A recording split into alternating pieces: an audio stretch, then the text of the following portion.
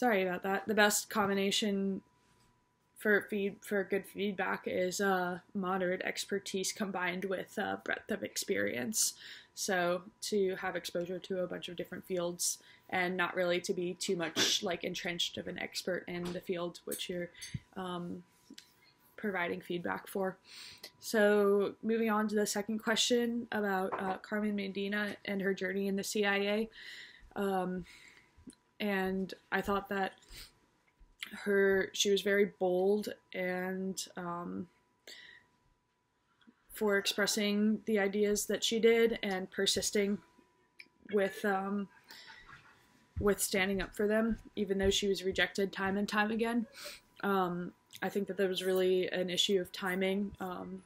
The audience, in this case the CIA, wasn't ready to accept the need for the internet network that she was suggesting that was against the status quo. And I think after, 9/11 happened and stuff, there was more of a need for it. But I really think that she was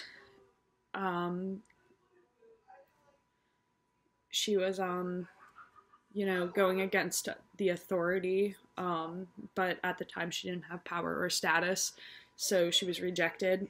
And this is actually a lot worse for women because there are a couple things that are kind of not fair in a lot of domains, which is exercising voice, assertiveness, being assertive, presenting dominance, and being independent are things that are all valued really highly in men, but devalued in women. And I thought it was surprising that it was even devalued in women by other women. Not only men were devaluing these women, but women themselves were also looking down at women for exercising their voice.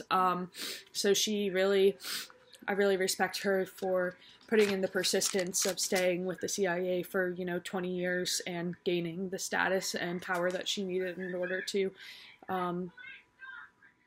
advocate for the things that she believed in. And she describes the second journey as being a lot more mission-focused versus me-focused. And that tends to get a lot less backlash, especially for women presenting, because it's more of like a communal thing versus just like looked at as, oh, like this person is selfish, like they're trying to make a name for themselves, just trying to go against the status quo. So yeah, she gained the status, gained idiosyncrasy credits, and basically just kept on her train of speaking the truth, and that was awesome. So the third question is to define these quadrants. Basically, there's 4 reactions you can have to a dissatisfying situation. You can exit, which is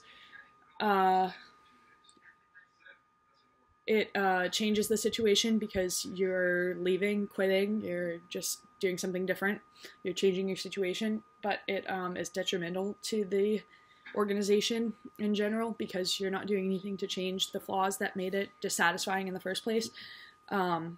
The second one is voice, which is beneficial to the organization. It also changes the situation, but with that one, you're actively trying to improve the situation, and you basically have to make sure that you have the control and commitment to be able to change, or you have to believe that you have the control and the commitment to be able to change things. The next one is persistence, which is good for the organization, but it maintains the status quo, which is basically gritting and bearing it and working hard regardless of your dissatisfaction. And the next one is neglect, which is bad for the organization and maintains the status quo. So it's basically doing the minimum to get by and staying and reducing the effort that you're putting forward. I think that going back to the Carmen Medina example, she tried to exercise voice and it didn't work. So then she had to switch into mode of persistence. And then after, years of being persistent, was able to exercise her voice in a more meaningful way. And I think that is kind of like maybe a flaw in the Matrix, because it describes it that like only when you believe your actions matter and care deeply will you consider speaking up. And I just think that that's wrong, because there are a lot of people that are neglecting and also speaking up all the time because they're complainers. And, you know, there's just a lot of wiggle room for that, but also it's possible to be two things at once. You know, Carmen was silently exercising her voice through the company while also being persistent, unable to like really exercise real change. So eventually she developed a voice, but at first it was, she had to go through a stage of persistence.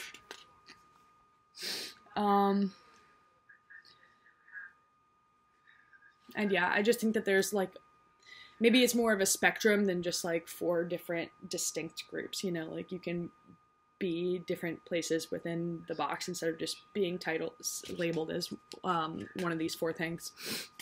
And then the next one is 4, which is discussing the 2 different innovation styles, which are outlined in chapter 4, which are conceptual and experimental. So conceptual focuses on big ideas set out to execute, and experimental is more trial and error based to try to solve problems. Conceptual innovators are described as sprinters, while experimental innovators are described as methodical. So they describe conceptuals as, you know, peaking early and experimentals as blooming late. And I kind of disagreed with this a lot. I don't know. I think that there's a lot of overlap. It's possible to be both of these things at the same time.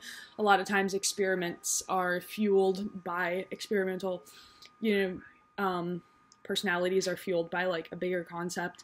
And I think that just because, you know, you peaked early doesn't mean that you can't. They give the example of Albert Einstein, but I think that there are more examples too. You can have a big idea and set out and execute it quickly, and like continue to come up with innovative ideas in the future instead of just reproducing the past ideas like the book suggests. But another example within this that I didn't really agree with was they put Watson and Crick under the classification of conceptuals just because they were young and, you know, came into the discovery of the helical structure of DNA rather quickly. But I would disagree because they really didn't have any idea what they were doing and did a lot of trial and error, and it was more trial and error than conceptual, I think.